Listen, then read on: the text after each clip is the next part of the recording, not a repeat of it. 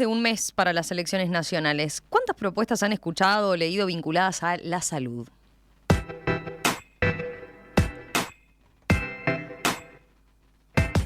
Según los estándares internacionales, Uruguay cuenta con un buen sistema de salud.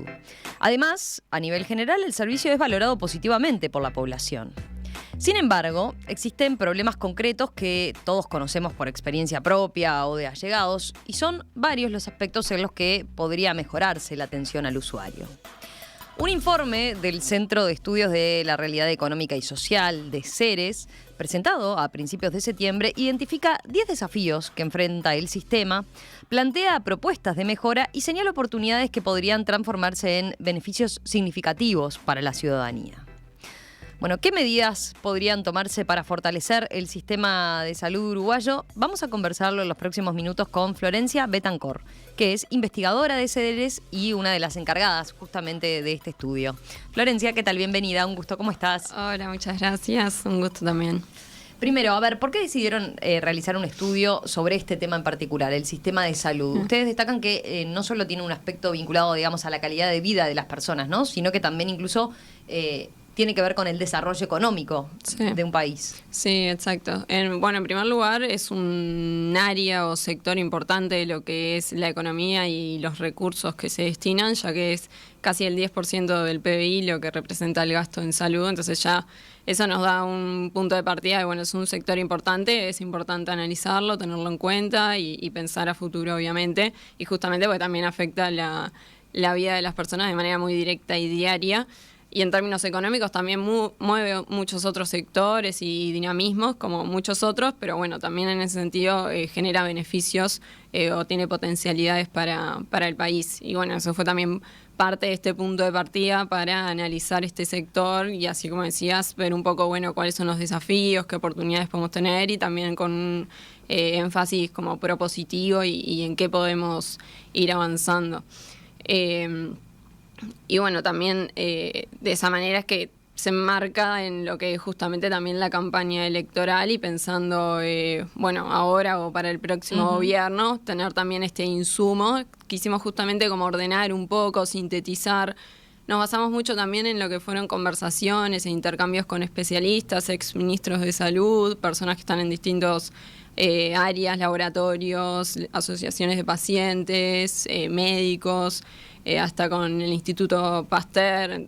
Quisimos como hacer un abordaje bastante integral y a partir de eso, justamente elaborar nuestras conclusiones y también recopilando muchos datos que hay, que son muchos, y justamente a veces eso es bueno, pero también implica un poco sintetizar.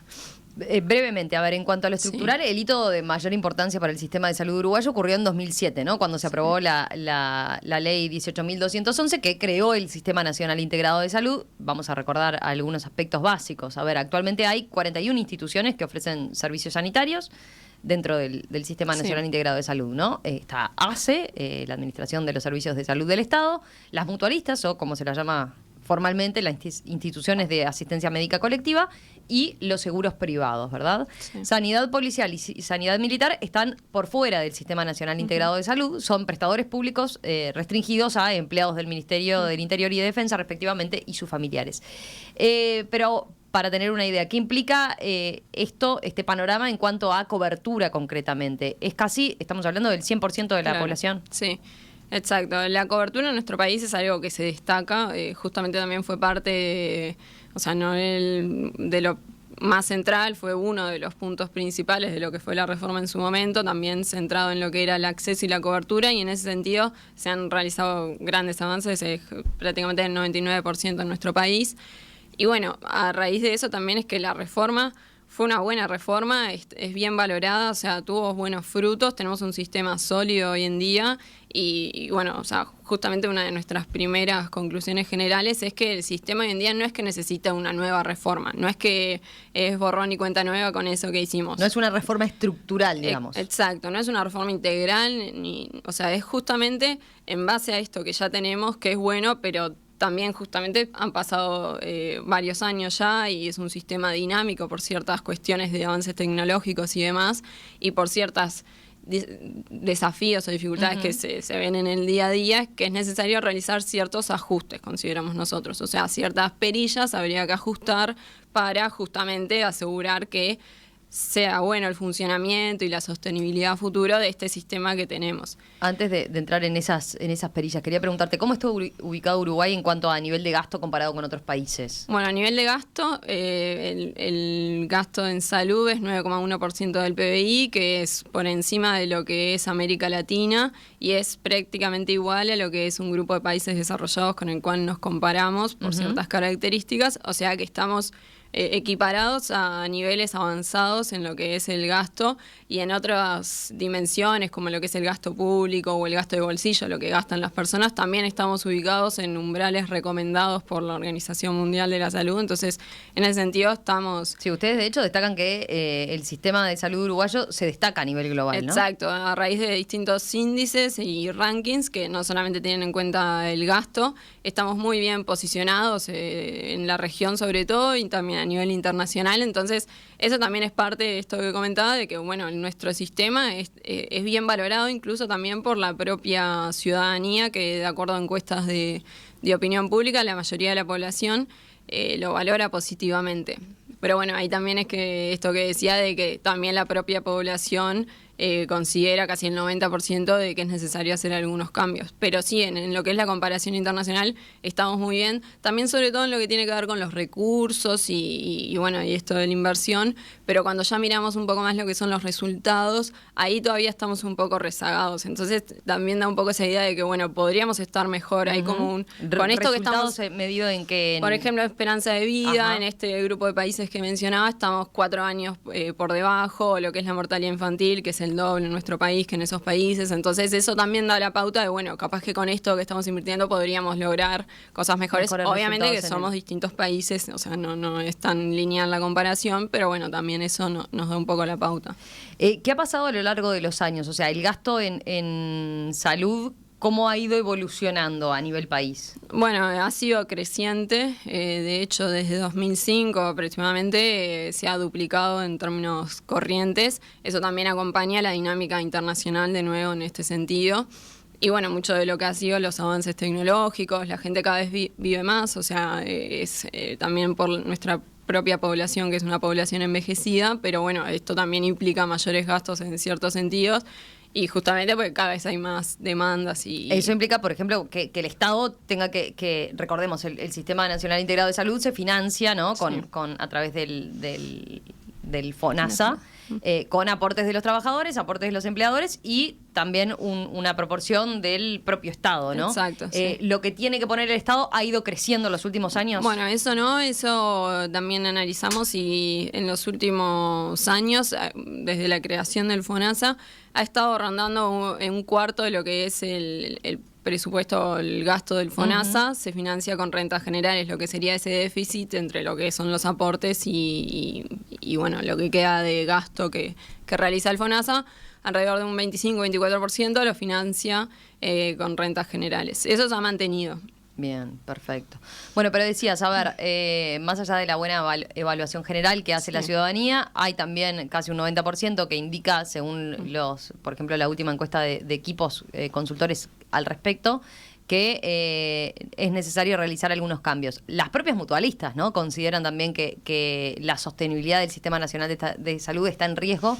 Estaba mirando, por ejemplo, declaraciones de Daniel Porcaro, que es vocero y asesor de la Coordinadora Nacional de Instituciones de Asistencia Médica Colectiva, que dijo al semanario Búsqueda en noviembre pasado que en algún momento, y eso puede ser más lejos que no puede ser más lejos que durante la próxima administración, se va a tener que rediscutir aspectos básicos del Sistema Nacional Integrado de Salud, porque la situación económica y financiera de las mutualistas está muy tensionada y en algunos casos es grave, dijo.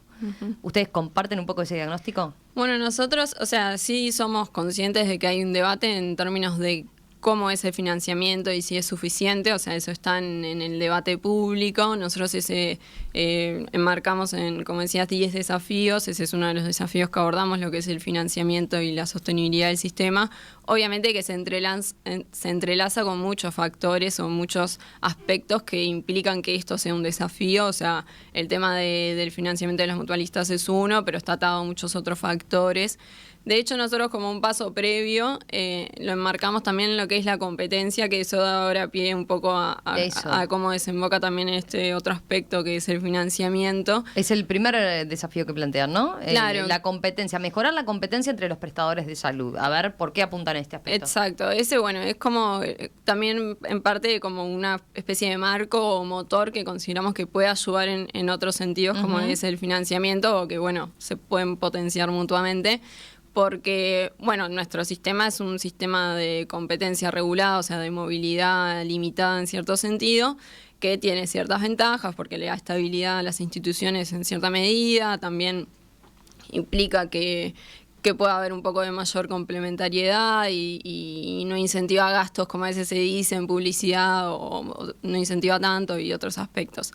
Pero una mayor competencia tiene muchos beneficios también, como en cualquier mercado, porque implica que los prestadores en este sentido se motivan más para mejorar su eficiencia, su calidad, innovar, entonces para ser elegidos justamente por los usuarios. Entonces esto obviamente también repercute en una mejora para los usuarios, que obviamente que son el centro siempre al analizar nuestro desarrollo, por decirlo de alguna manera, como es el caso en de la salud. Entonces, bueno, esto aparte de que les da mayor libertad de elección y demás.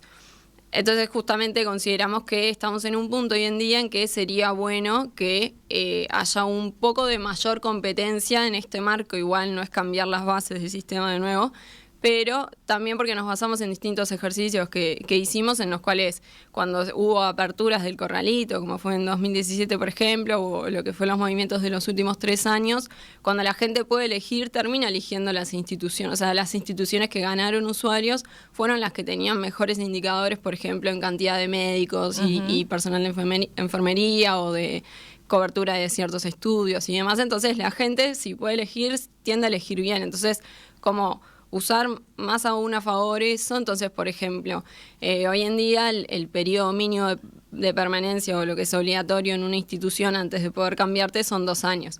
Consideramos que eso se podría reducir a 1 año, considerando que igual hay cierta estabilidad, pero se ayudaría a que haya mayor movilidad. Eso también nos basamos en los que son otros países que tienen sistemas comparables al nuestro, en el cual tiende a ser entre 3 años y 1 año y ninguno llega a 2. Entonces, bueno, eso también indica que hoy en día podría considerarse eso. Y bueno, también en ese sentido un poco más práctico, pero lo que es que hoy en día las personas tienen 1 mes para cambiarse, esto por el dígito de la cédula. Claro. Entonces, 1 mes al año, ¿no? Para cambiarse claro, según el dígito de la cédula, ustedes proponen llevarlo a 3 meses. Exacto. Creemos que eso también puede ayudar un poco a que las personas tengan una decisión informada, tengan un poco más de tiempo para poder realizar esa decisión en base a información. Y justamente eso ayudaría a que se alcance ese fin que que se busca de mejorar la calidad, porque bueno, elegirían teniendo más en cuenta eso y demás. Entonces eso también sería otro factor que bueno, justamente para lograr eso también es importante la información que tienen los usuarios. Y ese es un poco más adelante, pero también tiene que ver un poco con esto, con que haya buenos indicadores e información disponible para los usuarios. Eso en un momento se había promocionado cuando se dio la reforma, ¿no? Como que esos iban a ser factores que iban a jugar mucho más. Como que la gente iba a tener acceso de forma mucho más fácil a ver los indicadores de su mutualista, si estaba bien o no rankeada, el tiempo de espera que tenía y demás. Y si bien lo ha publicado en algún momento el Ministerio de Salud Pública, me parece que es algo que no permeó. Bueno, exacto. Primero, obviamente, está en juego también lo que es la difusión siempre de estos aspectos, que bueno, eso a veces tiene ciertas limitantes más allá de la intención, obviamente. Existe hoy en día un portal que se llama Tu Servicio, que es muy bueno y positivo, y está bueno también que se difunda, en el cual justamente están todas las instituciones, distintos indicadores, y uno ahí puede ver, es como un poco de fácil visualización, no es una base de datos que uno tiene que descargar, digamos. Pero bueno, tiene ciertas limitantes, hay datos que no están del todo actualizados, hay indicadores que no reflejan del todo lo que, bueno, a veces igual es complejo, pero los tiempos de espera no son a veces para los médicos que una persona querría, es como que es para un médico instantáneo, entonces no reflejan del todo la realidad después que el usuario enfrenta. Y otros desafíos también que tienen que ver con que los indicadores son más que nada de estructura o de recursos y no tanto de cómo realmente cura esta institución, por decirlo de alguna manera, o qué tan buenos procesos tiene y demás, que a nivel internacional es lo que más juega o se tiene en cuenta en estos casos. Entonces ahí es también que proponemos que se mejoren los indicadores, que se actualicen, que se presenten de manera ajustada o procesada, o sea, de la manera en que tienen que estar presentados. Y a su vez también, por ejemplo, podrían elaborarse, como decías, capaz que un índice resumen, algo como un ranking que ya le ayude al usuario. Claro. Y eso también fomenta a las instituciones, porque me están rankeando, incluso se podría generar como una especie de agencia o institución que los acredite y rankee y evalúe. Entonces eso también es bueno para las dos partes, les da información a los usuarios para elegir esto que decíamos de la competencia. Y los prestadores también sienten que tienen ahí algo por lo cual estar más atentos y demás. Lo que pasa, eso viene relacionado también con que la Junasa tenía un poco ese rol, ¿no? O sea, esa función, por lo menos se pensó así, ¿no? Entre otras cosas que iba a controlar más de cerca, ¿no? Que las mutualistas efectivamente, por ejemplo, cumplieran con los tiempos de espera, con el acceso a determinados especialistas. ¿Eso qué evaluación hicieron ustedes? Bueno, ¿qué es lo que pasa en la realidad? Sí. ¿Por qué eso no termina funcionando? Sí, esto en realidad, o sea, hay distintas divisiones dentro de lo que es el ministerio también encargadas de lo que es la fiscalización y demás. Ahí también es que todavía faltan dar capaz que algunos pasos en lo que se refiere más a la institucionalidad del ministerio y la rectoría del Ministerio de Salud Pública en términos de eso, de fiscalización y controles. Por ejemplo, con respecto a los tiempos de espera, hay una normativa que establece máximos dependiendo de las especialidades y los médicos y se registran sin incumplimientos hoy en día. Entonces, bueno, capaz que obviamente puede ser necesario mayor fiscalización, capaz que también es necesario ver cuáles están siendo las consecuencias o los incentivos en ese sentido. Por ejemplo, también en eso proponemos como una manera también de un encare distinto, o sea, sí, complementado lo otro, no dejando de lado todo eso otro. Capaz que hacer uso de lo que son las metas asistenciales en este sentido también, que son el FONASA financia a las instituciones en base sobre todo a las cápitas, que es el pago que le hacen por cada usuario que tiene, y por otro lado, por un monto menor, o sea, es menor en comparación a todo a lo que ese significa monto, el otro ingreso. Claro, pero también es un incentivo económico que son metas asistenciales en referencia a distintos indicadores o sea, sectores, o por ejemplo en la prevención de tal, por ejemplo lo que fue en su momento el embarazo adolescente y demás, hubo bastante uso de esto y tuvo buenos efectos. Entonces, bueno, jugar con ese instrumento para otros fines, por ejemplo los tiempos de espera, u otros factores, por ejemplo de prevención también, que hoy en día estamos capaz que un poco rezagados. Entonces, como otra manera de esta como fiscalización o control, pero con otro enfoque también puede ser positivo, claro, sin positivo descuidar. por el lado de que decís que haya justamente un estímulo para las instituciones que cumplan con eso, no tanto por el lado de, bueno, que fiscalizar en el sentido de penar, sino que sea como un plus para la mutualista. Obviamente que lo otro también es importante, pero bueno, o sea, también implica ciertas institucionalidades y aspectos que a veces son complejos también. Y también igual a raíz de eso, por ejemplo, esto podría haber una agencia evaluadora que sin que implique mayores recursos, pero a veces las institucionalidades por autonomías o jerarquías distintas también tienen resultados distintos, entonces podría ser también relacionado a esto de la Junasa. Y bueno, ahí también alguna cosa relacionada al tema del financiamiento también proponemos en este sentido. Ahora, si te parece, vamos enseguida a ese punto.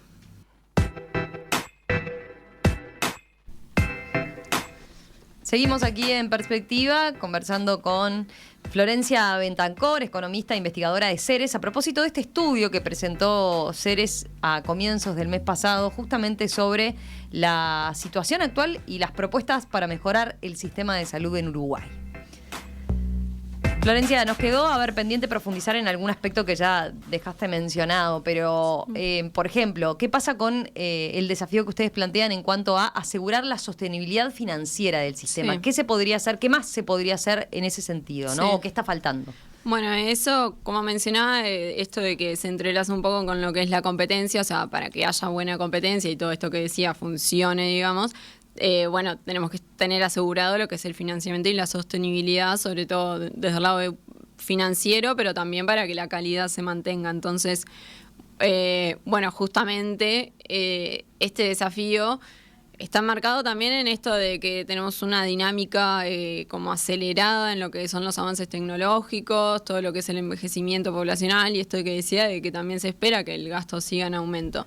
Entonces, bueno, en primer lugar, están lo que tiene que ver con las cápitas, que es este monto de que le pasa el FONASA a cada prestador por cada usuario que hoy en día, si bien en los últimos años, los últimos 15 años, ha acompañado lo que ha sido el crecimiento de la inflación, lo que son el costo de vida, no ha acompañado del todo, se ha quedado rezagado con lo que son el aumento de los costos salariales. Y bueno, justamente para las instituciones lo que tiene que ver con remuneraciones y salarios es más de 2/3 de sus costos. Entonces, bueno, ahí capaz que también hay que hacer alguna revisión y ver qué tan adecuado es para las instituciones en relación a sus costos. Ese podría ser un primer paso.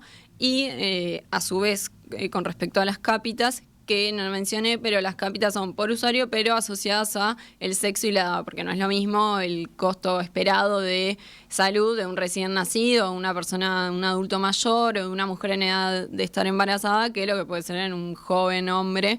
Entonces, bueno, tiene ciertos parámetros por lo cual se calcula. Pero ustedes proponen afinar un poquito más el cálculo ese, exacto, ¿no? Exacto. Incorporar otras variables que se tengan en cuenta. Por ejemplo, enfermedades crónicas. Exacto. Eso también es, en primer lugar, en conversaciones con muchos especialistas hay como cierto consenso en cierto sentido en que estamos hoy en día en un lugar en que podríamos dar un paso más, y también en base a la evidencia internacional nuevamente, porque países con sistemas comparables tienen en cuenta otros factores.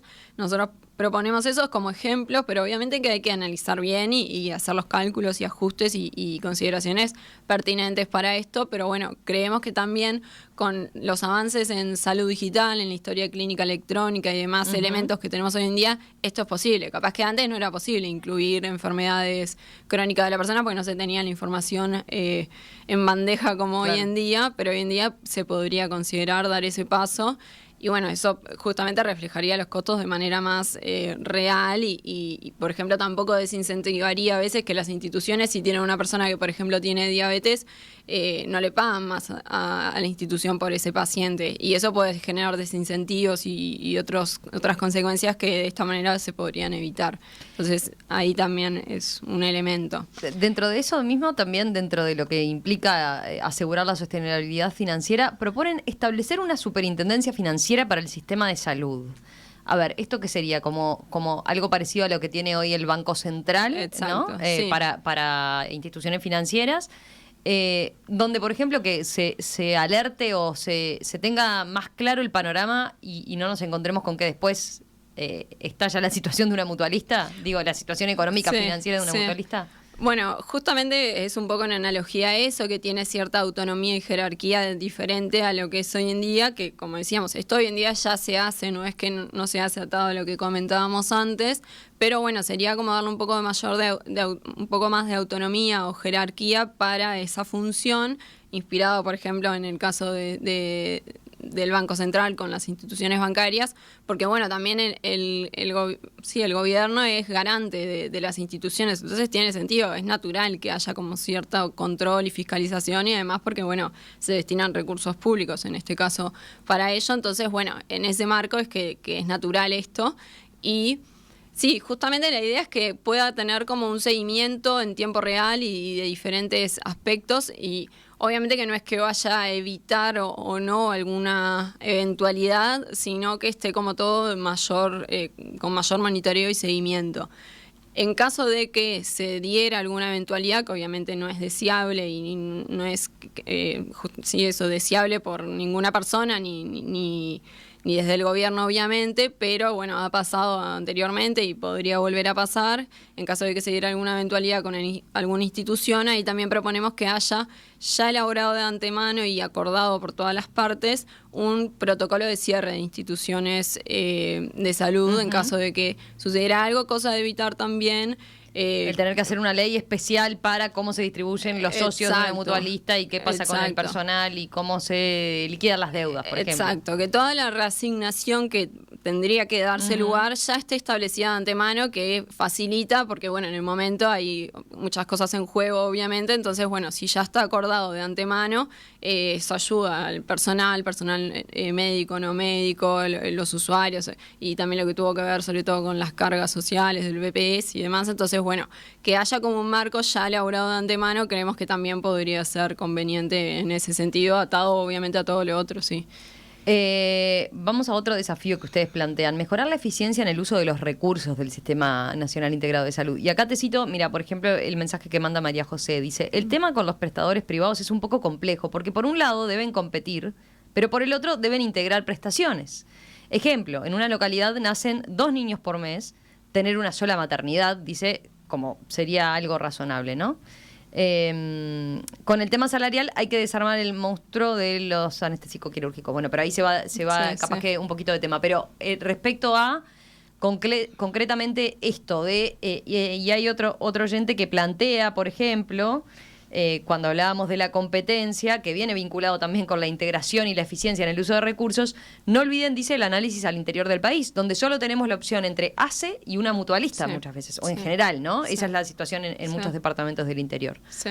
Bueno, vinculado al financiamiento y a la complementariedad, sin duda Montevideo Interior son realidades diferentes y dinámicas diferentes, sobre todo por esto de que justamente a veces el prestador que hay es uno solo, entonces bueno, la competencia ahí capaz que no es tan real en la práctica, y bueno, distintos aspectos también relacionados al financiamiento que nosotros también presentamos en el informe, sin realizar valoraciones o conclusiones, pero sí presentamos la información contable, hicimos un análisis y una recopilación y también presentamos eso, y bueno, también para estar atentos, no para entrar en detalle ahora, simplemente de que la lectura también siempre es muy diferente entre Montevideo e Interior. Entonces bueno, eso es un aspecto central que trastoca a todos los desafíos, creo, por ejemplo también los tiempos de espera y demás. Pero bueno, volviendo a esto de la complementariedad y competencia, sí es verdad que como que tiran de la cuerda para distintos lados en cierto sentido, o sea, más de uno implica capaz que un poco menos de otro. Nosotros creemos que mayor competencia podría llevar a mayores beneficios, aunque perdamos un poco capaz de eso otro, o habría que buscar caminos alternativos para esto otro, porque hoy en día, relacionado a lo de la eficiencia, es uno de los desafíos que tenemos, la falta de complementariedad entre prestadores. Bueno, a nivel general, el tema de la eficiencia en todos los sistemas de salud es un desafío. De hecho, hay estimaciones de que aproximadamente el 20% de los recursos se gastan de manera no del todo eficiente en los sistemas a nivel internacional, o sea, se podrían gastar de manera más eficiente, entonces, bueno, eso también nos da un poco la pauta. Pero, bueno, el problema es que no es esta ineficiencia la abordamos, sino que son múltiples y muchas ineficiencias chicas que, bueno, justamente abordarlo no es del todo sencillo. Por ejemplo, una es esta de la falta de complementariedad, sobre todo en un sistema como el nuestro que es chico. A veces sí, no es lo más eficiente que haya varios prestadores ofreciendo lo mismo, y mucho menos si la demanda no es tan alta. En ese sentido, proponemos que se continúe fortaleciendo o usando la herramienta, por decirlo de alguna manera, de los centros de referencia para esto, o sea, como una medida que ya se viene haciendo y que puede ser fructífera en este sentido, obviamente que... Para tratar determinadas patologías específicas. Claro, que son de baja prevalencia, justamente también complejas y de baja prevalencia. Entonces, bueno, obviamente que lo más eficiente es que haya... X personas y prestador que se focalice en eso para, obviamente, también la mejor atención del paciente.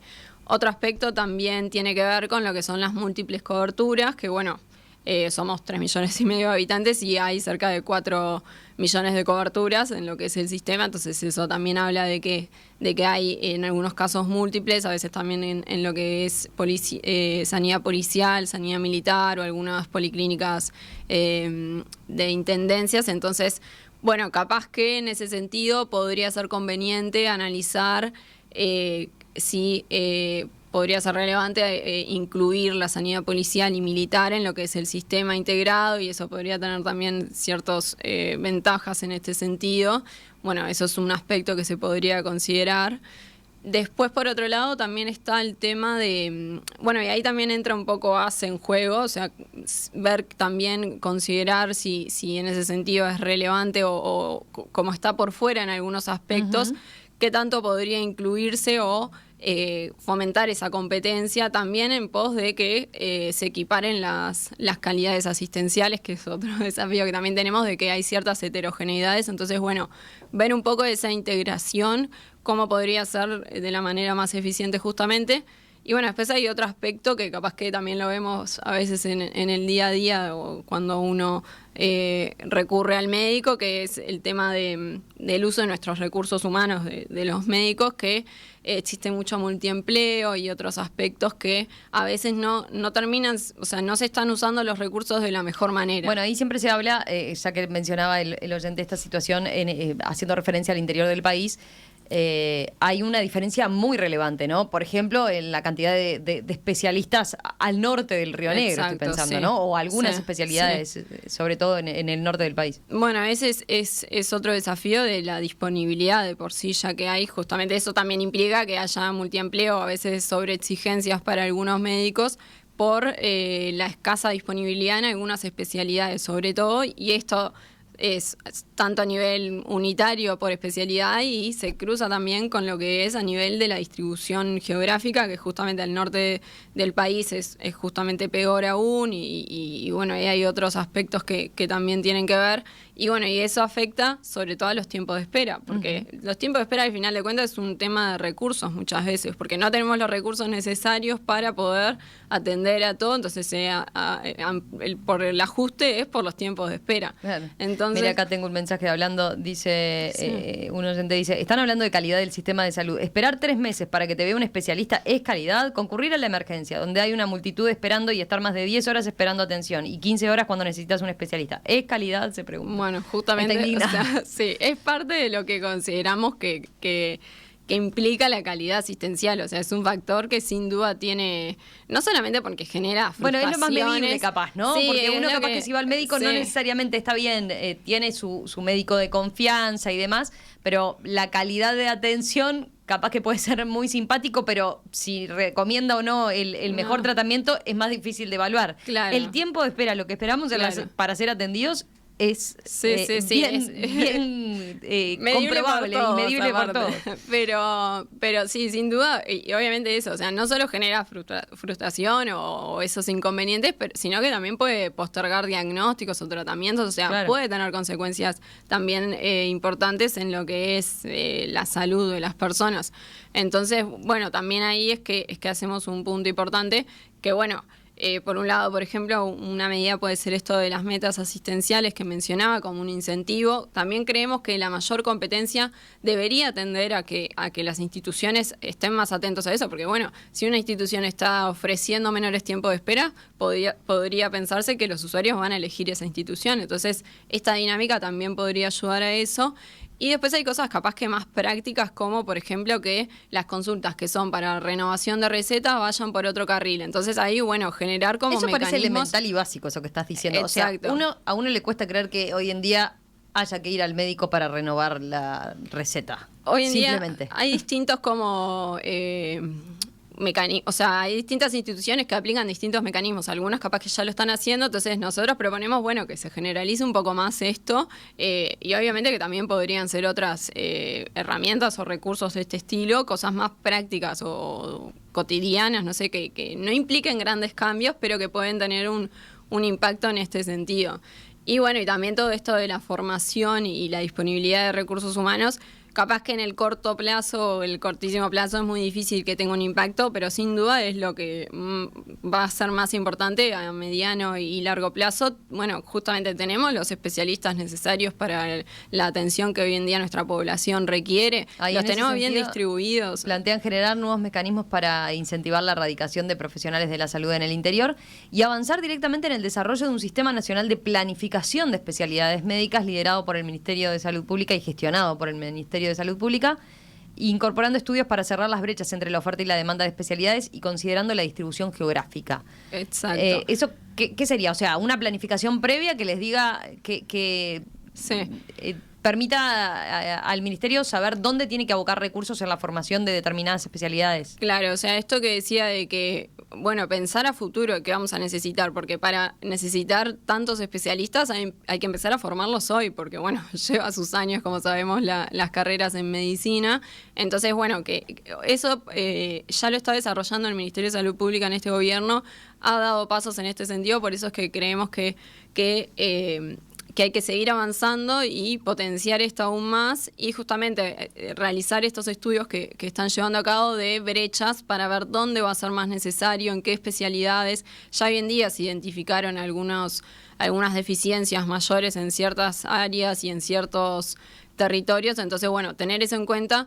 Y bueno, eso también un poco atado a que no sea solamente desde laudelar a veces el tema de los cupos y demás, lo que como que plantee el lineamiento de esto, sino que sea a nivel nacional y como estratégico desde ese lado, también considerando que otras facultades puedan ofrecer residencias y demás para especialistas. Entonces, bueno, como ese enfoque más sistémico es que proponemos profundizar. Y también facilitar la acreditación de títulos extranjeros en áreas médicas específicas, ¿no? Que cuentan con baja disponibilidad de recursos humanos. Sí, que bueno, es otro tema hoy en día, que más allá del área salud, es un desafío para los inmigrantes que llegan a nuestro país, muchas veces revalidar títulos, muchas veces llegan con títulos médicos y bueno, eso a veces puede demorar y demás. Entonces, si sabemos que en ciertas áreas, especialidades estamos necesitando, bueno, justamente acelerar eso y el Ministerio de Salud Pública podría asesorar en este sentido y ayudar o fomentar en lo que sea necesario. Es como que todo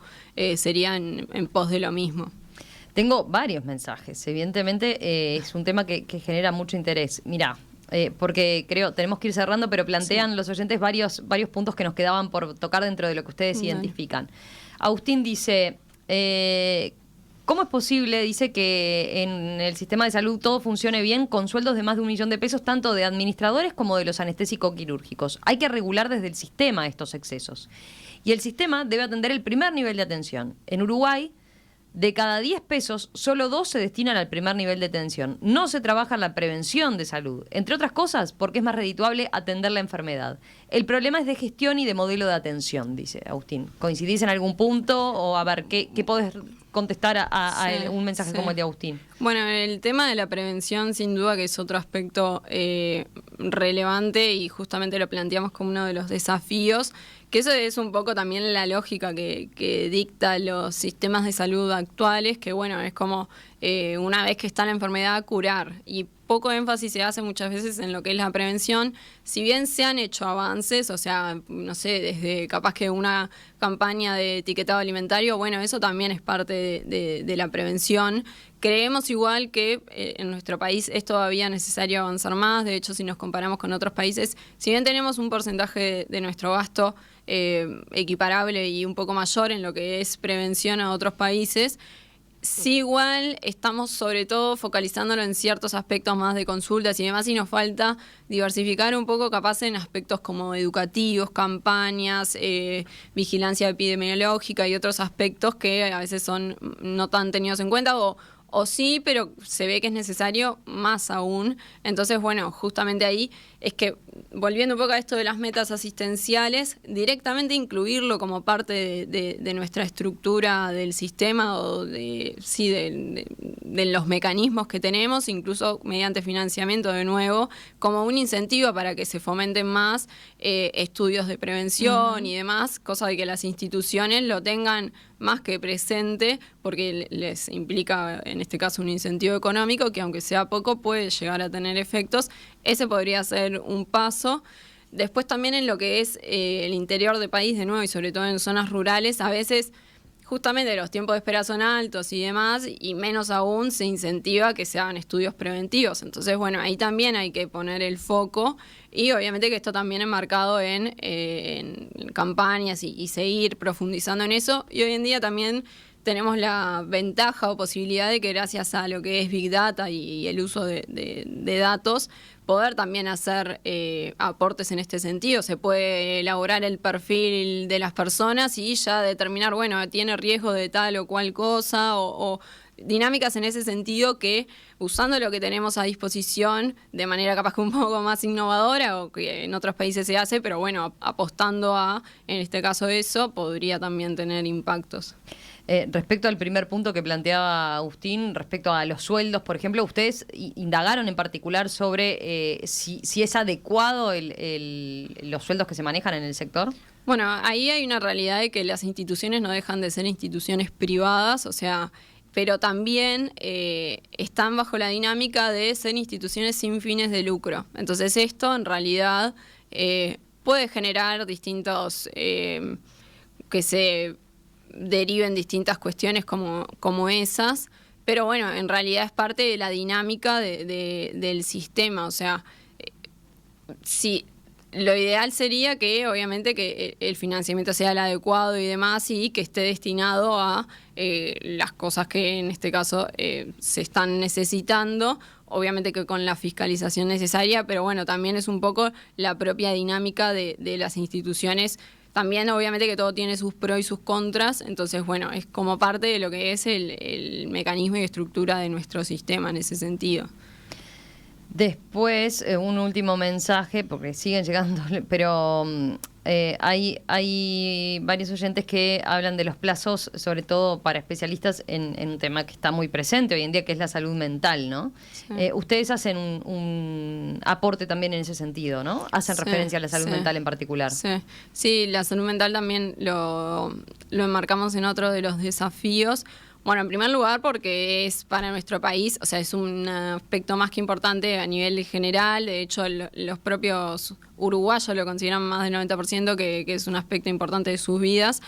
Pero a su vez, Uruguay tiene una de las tasas más altas de suicidios, que bueno, es como capaz que el caso más extremo de todo esto. No es que solamente implica ese elemento, pero bueno, es un aspecto que Uruguay capaz que tiene un debe aún, si bien se han hecho muchos avances en lo que es aumento de prestaciones, también en lo que es el abordaje más territorial, que también es parte de un poco la dinámica de esto de nuestras tasas de suicidios, pero bueno, justamente por cómo estamos, igual es necesario seguir profundizando. Bueno, eso también se entrelaza un poco con lo que es la prevención en cierto sentido y con lo que mencionaba. Hay también un aspecto relevante en lo que es la continuidad asistencial de las personas que atravesaron alguno de estos episodios o son más riesgosas en este sentido. Entonces, bueno, en esos casos, sí es que proponemos que haya tiempos muy cortos, que haya una continuidad asistencial prolongada en el tiempo, porque bueno, pueden haber otros factores de riesgo a posteriori y demás. Entonces, bueno, ahí también. Y obviamente que también esto de nuevo es en un marco de la campaña y todo lo que es la estigmatización y otros aspectos relacionados a la salud mental, que creo que hoy en día, por suerte, se están como avanzando a nivel sociedad y bueno, justamente aprovechar esa dinámica también para continuarlo. Florencia, nos quedan varios temas, pero para cerrar, a ver, sí. Estamos en plena campaña electoral y uno podría decir la salud no figura dentro de los principales temas de discusión, ¿no? Pese a que está claro que se necesitan algunos cambios, que es un tema que está muy presente en la gente. Primero, ¿qué repercusiones han tenido ustedes en relación a los partidos a partir de este documento que realizaron? Y si, bueno, algunas de estas propuestas ustedes evaluaron los propios programas de gobierno, ¿no? Sí. Y lo que plantean en materia de salud, bueno, si están contempladas de alguna forma este tipo de iniciativas que ustedes están promoviendo. Sí. Bueno, de hecho desde Ceres, que en realidad abordamos distintos temas o sectores, dinámicas, aspectos de la vida, desde lo social y lo económico, ha sido un tema de los que más impacto ha tenido, más repercusión o más también esto que bueno, ahora sucedía, como que despierta interés de la propia población por esto que mencionábamos, de cómo se entrelaza con nuestras vidas. A nivel, nosotros lo presentamos a nivel de la opinión pública y sobre todo también en el área de la salud y bueno, tuvo la repercusión desde el ámbito político como uno más de nuestros informes, por decir de alguna manera. Sí, nosotros lo que hicimos fue en la propia elaboración y justamente también desde este enfoque prospectivo fue bueno, ver qué están proponiendo los distintos programas de los gobiernos relacionados a la salud. Y de hecho está incluido en el final del informe, en formato de anexo, todas las propuestas. Y bueno, lo que se rescata es que, en cierto sentido, hay ciertas coincidencias, hay ciertos matices obviamente, pero bueno, hay como en ciertos aspectos consensos o lineamientos que apuntan a lugares que podría haber coincidencias. Eso capaz que es como esperanzador o y va positivo. en línea con lo que ustedes están planteando. Y en muchos casos sí, o sea, obviamente que también nos nutrimos de ello para justamente tener en cuenta también desde esa mirada. También fue, como decían, conversaciones y demás, pero bueno, eso también lo tuvimos en cuenta. Obviamente que hay otros aspectos que no estaban siendo tenidos en cuenta, que justamente en eso también es que queremos hacer un aporte, además de ordenar y demás. Pero bueno, creo eso, que capaz que en la discusión hoy en día de la campaña no está tan sobre la mesa, o capaz que en algún caso más con relación a la salud mental o aspectos puntuales. Pero bueno, sí el tema cobra lugar en la mesa el día de mañana, tenemos como a favor que podría llegar a haber consensos. El tema es que esté la voluntad política, porque obviamente que todo esto involucra muchos intereses, como decíamos, es un entramado complejo en nuestro sistema. Entonces, bueno, el día de mañana a la hora de tomar decisiones eso también está involucrado y se tendrá en cuenta, pero bueno. Florencia Betancor, economista, investigadora de Ceres, una de las que elaboró este estudio de situación actual y propuestas para mejorar el sistema de salud de Uruguay. Gracias, Florencia. Un gusto y retomamos el tema en cualquier momento. Dale, muchas gracias a ustedes.